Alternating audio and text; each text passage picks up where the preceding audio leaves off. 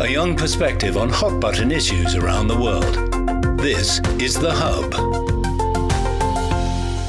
Hello and welcome to The Hub on CGTN. I'm Wang Guan in Beijing. The Shanghai Cooperation Organization Summit, or SCO, is just around the corner in Bishkek, Kyrgyzstan, marking the 25th anniversary of the organization's founding. Over the past quarter century, the SCO has played an increasingly vital role in promoting economic cooperation, cultural exchanges, and multilateral governance.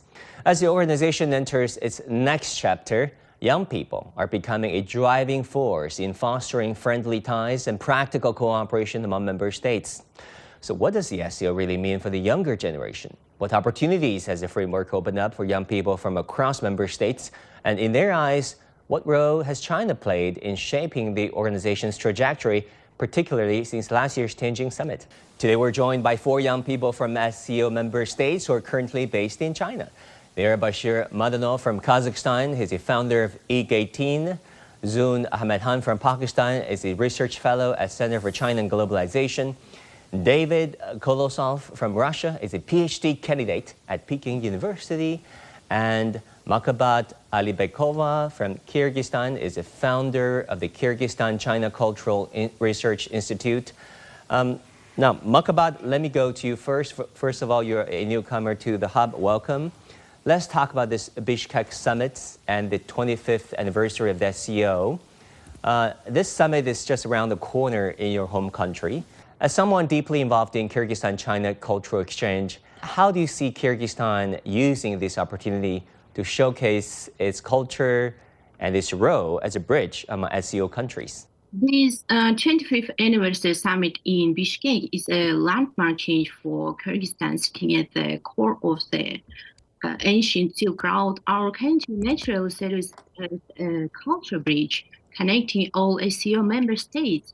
Apart from official diplomatic meetings, we can hold supporting cultural activities, including exhibition of the monotypic traditional folk art displays and digital live streams. These events let guests from all nations experience for our nomadic culture in person. With such cultural communication, Kyrgyzstan can fully display its unique historical charm and between people-to-people bonds across the SCO.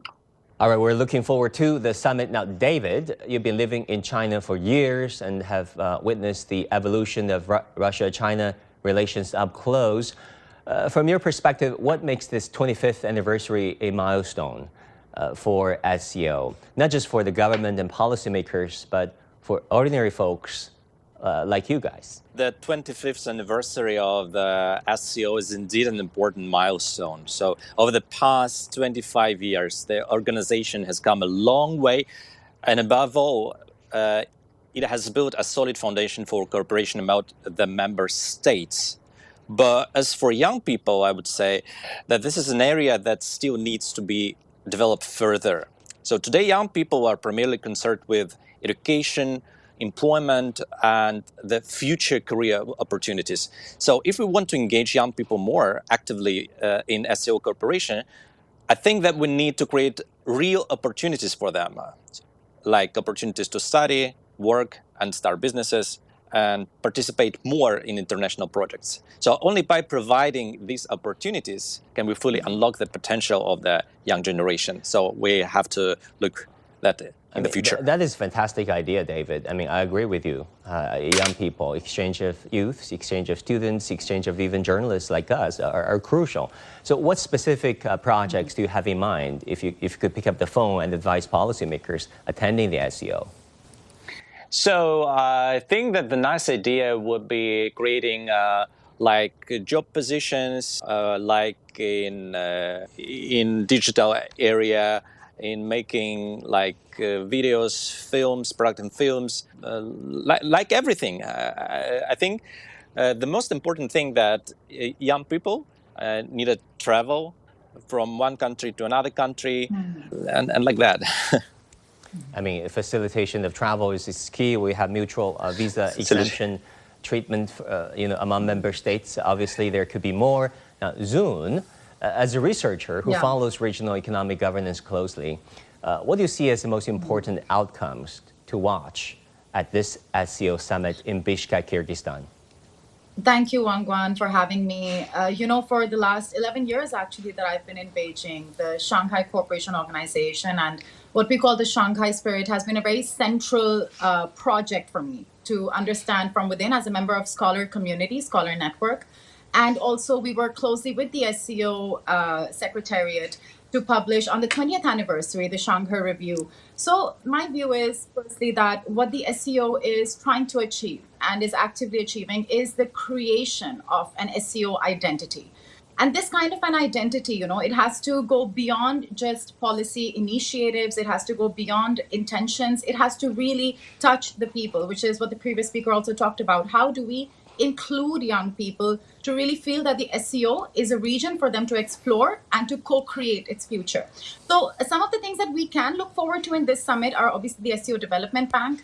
We also know that last year, President Xi initiated the Global Governance Initiative at the SCO Summit in Tianjin, and that is something that all SCO member countries prioritize, global governance. How can we create solutions together? Then we also have, we know that the government in Kyrgyzstan has talked about the 4 security centers, which all member states have worked on. And we know that the region has faced challenges which affect the youth. So prioritizing cooperation that's more tangible is going to help young people more practically explore opportunities in each other's countries. And we know that the SCO now also has the SCO Development Strategy 2026 to 2035. Again, that's for how can we together, work on climate change, on digital technologies, on creating opportunities for the youth. So, in a nutshell, I think DSU is prioritizing more practical cooperation. And I agree with what the previous speaker said, that we need to see how these opportunities can more tangibly touch young people. So we know that President Xi also in last year's summit announced that they will have an SCO fund, scholarships related to the SCO region, more exchanges, physical exchanges. And I think this summit can take us closer to that aspiration to have even more tangible exchanges. So what I would recommend, if you ask me a policy recommendation, it would be that why don't we get all the leading universities in SCO member countries to say that we have an SCO scholarship? Or we say that, they will take SCO member country students in their universities, and that will create a situation where more young people are actually creating the solutions that policymakers are coming towards. So whatever projects they take up on poverty alleviation, digital technologies, etc., those can go to policymakers, and that can really create this loop of feedback, policy suggestions, and recommendations from the young people. So we already have, focus on financing development. We have focus on addressing solutions, the 3 evil forces. We've come a long way, but it can go further. And we also have the SCO Development Bank. But at the same time, how do we bring young people even closer to the solutions and the policies? This is something that's happening, and it can happen in a more expedited way. A scholarship project, that sounds great to me. Now, Bashir, let me go to you. You've built a cross-border business connecting China and Kazakhstan. From an entrepreneur's perspective, what are you most looking forward to from this year's summit? First of all, thank you very much for having me here today. It's a pleasure to be here. For us, from especially an entrepreneur's perspective, and from my experience, companies need more concrete things, which are more practical for the business, which are actually, I think, will be easier trade, faster logistics, and simple procedures, and of course, more opportunities to invest and work together. Usually the questions are the same. So it's usually how easy the goods can move, how easy we can ship the goods, and how the certificates recognize, if you can find easily local partner, which is very important. So these are more practical issues that in the business field we facing. And this is actually what is decided, if the project happens or not. So I hope this year in Bishkek, the cooperation will become more easier, creating more real opportunities for business across our regions. And economic cooperation becomes more meaningful when the businesses when the business and ordinary people can actually feel the benefits. That's also, I can agree what David said before. What do you think are the current challenges, if you have to name one? And what do you hope policymakers can possibly help resolve? Right now, I think most of the challenge is there is still gap in the knowing each other in the culture-wise, in the same way on the business-wise. So I hope this gap can be go shorter, and this only can be happen people to people exchanges. We need to meeting more often. We need to bring more forums. We need to have more like sub forums. We need to our business people, especially young generation, to understand each other, how we are thinking. I think this is the most important what challenge what I see, because when we're talking about the culture gaps, it's actually can go really deep into it, knowing the people, how they're thinking, how they can implement the work and the business. This is what important, how you can in the end to sell in this market. Yeah. On a grand scale, in the grand scheme of things, there's such a thing as Shanghai Spirit, upon which the SCO was founded, right, decades ago. It talks about mutual trust and mutual benefit, equality, respecting each other, no condescension, no discrimination. So, David, as someone who bridges Russian and Chinese cultures through media and through arts and through potentially academic work, how do you see the Shanghai Spirit playing a role in real life for people from member states? Just now we're speaking about the opportunities for young generation, and we were just discussing about how young people should seize such opportunities. But I believe that we should not simply ask how young people should seize these opportunities. So the most important task is to create a more competitive range of opportunities. So we have to remember now we are living in a post-COVID world, and also marked by major international conflicts and growing uncertainty. So in this context, I think the first responsibility of international organizations like such as SCO, we're speaking right now, is to create a peaceful and stable environment for young generation, for young people. So without these basic conditions, it's difficult to talk seriously about expanding cultural exchange or realizing the economic potential for young people. So for me, this is an important particular dimension for the Shanghai Spirit you're speaking about. So creating the conditions in which people from different countries can meet, communicate in world together under safe sky is the crucial point. Soon, some folks compares SCO to NATO, but the fact is, SCO as a collective has never launched a war. There's no such thing as Article 5.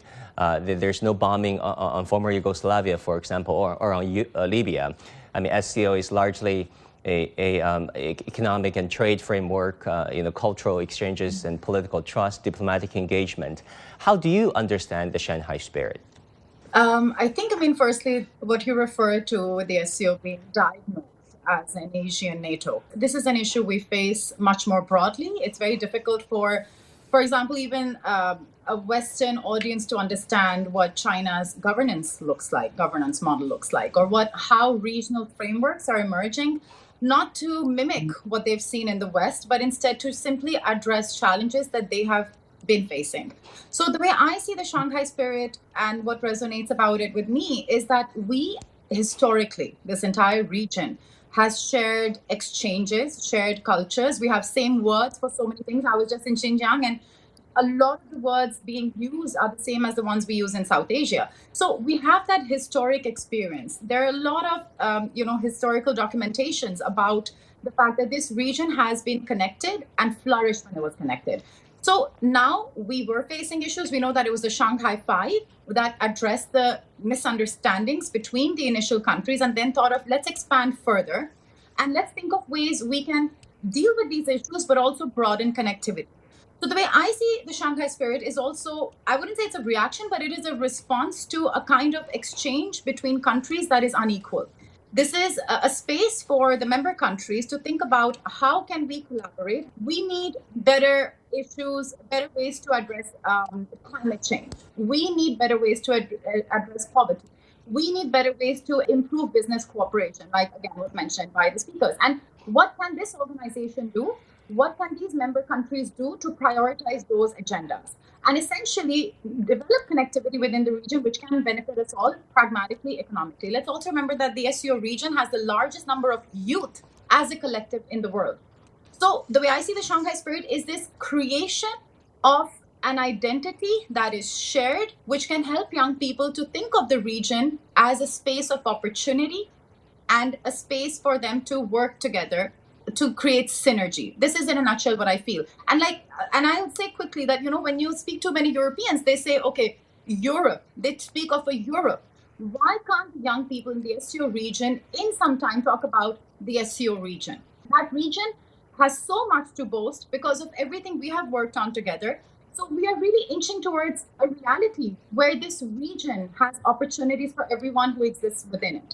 And that's what I think young people need to more critically play an important role in. Yeah, I mean, many observers pointed out that the Shanghai spirit is certainly rooted in the Eastern philosophy of coexistence in harmony, diversity in equality. Now, Makabat, as the founder of Kyrgyzstan-China Cultural Research Institute, can you perhaps tell us a bit about what this organization is doing, what motivated you to set up this organization in the first place? What do you hope to achieve by doing this organization? So Kyrgyz and Chinese people have shared thousands of years of Silk Road connection, yet political and economic cooperation always takes priority, while in the self-cultural communication among ordinary citizens is far from enough. Most people on both sides only hold shallow stereotypes about each other. That pushed me to establish this research institute. We build a mutual trust via academic research, then turn professional academic outcomes into easy activities for youth, artists, and local residents. I believe cultural mutual understanding is the fundamental foundation of all long-term bilateral cooperation. It is very, very important. We do look forward to the summit in Bishkek, Kyrgyzstan, a very beautiful country, actually. Now, Bashir, you've been in China for around 15 years, from being a student in Beijing to founding this e-Gate-teen. What this organization is all about. Tell us a bit about your entrepreneurial journey. Thank you very much for your question. Yeah, China has been a very important part of my life. Actually, I could say that I grew up together with the China globalization. I first came to Beijing as a student about 15 years ago. And after graduating, I work in Chinese tech companies on their international expansion, especially in our Central Asian countries. And that was my first real experience of seeing how Chinese companies going global. So later, after this, I spent 6 years as economic researcher at the UAE Embassy in Beijing, working between two very different business cultures. And that's where I learned how often actually deals fails. And it's not because the price or quality, it's because the two sides, they expect completely different things. So this is where I found my clear opportunity.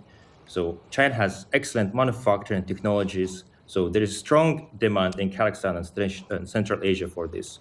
So connectivity between the two sides, it's always not an easy thing. And that's how I founded my company, eGate-in, which stands for Export Gate International. We connect companies with the Chinese manufacturers in different fields, including the automotive, new energy, industrial equipment, and HVAC system. So big part what I do is actually bringing my overseas partners from Kazakhstan or any other country from Central Asia to China. And I have a really interesting example. And my recent trip, it was 10 days trip. We visited around 20 factories together. So today I had the talk with my partner, and he told me that when his child graduates in a few years, he'd like him to come to China, study here and get his degree here. So this is what I'm thinking. Our relation started being a partners, bringing my partners to China first time, and meeting the factors, technologies of China. And now I can see actually it's even reaching to the next generation. So this is what I learned. That's the biggest challenge is not only distance, sometimes it's about the trust and information. And understanding how business works on both sides, it can bring us to the next level. We are all connected. Across borders, across continents, connected by ideas, a shared humanity. Stay connected.